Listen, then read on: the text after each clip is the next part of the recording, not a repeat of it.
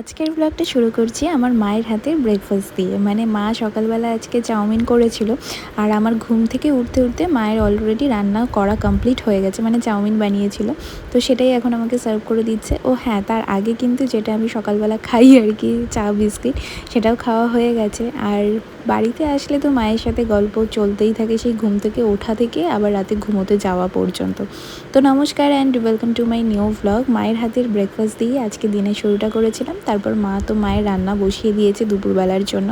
একদিকে ভাত হচ্ছে, আর একদিকে মাছের ঝোল হচ্ছে, আর একদিকে কচু শাক সমস্ত কিছু কেটে সেদ্ধ করে রেখে দিয়েছে, এরপরে সেটা রান্না করবে।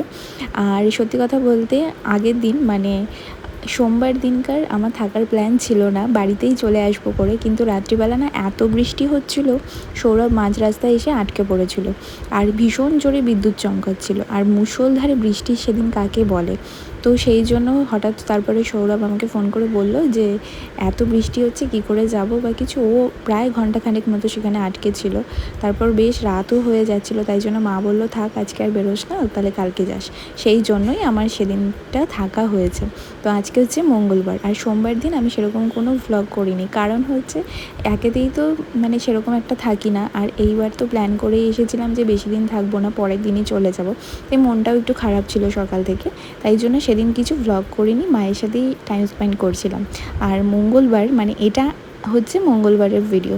তো সেদিন মা একটু রান্নাবান্না করছিল, তো সেটাই আজকে তোমাদের সাথে মানে ডেলিকার যেরকম হয় আর কি, সেটাই আমি তোমাদের সাথে শেয়ার করছিলাম। তো যাই হোক, দেখো তোমাদের সাথে গল্প করতে করতে মায়ের একদিকে রান্নাও হয়ে গেছে, আর একদিকে আমি স্নান করে এসে স্কিন কেয়ারটাও সেরে নিয়েছি।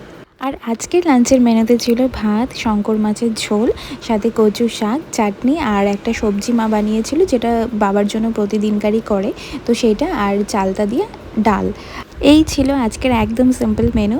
আর আমি মাকে বলেছিলাম একদম সিম্পল কিছু বানাতে, কারণ মায়ের হাতের এই ঘরোয়া রান্নাগুলো না আমি বাড়িতে থাকলে প্রচণ্ডই মিস করি।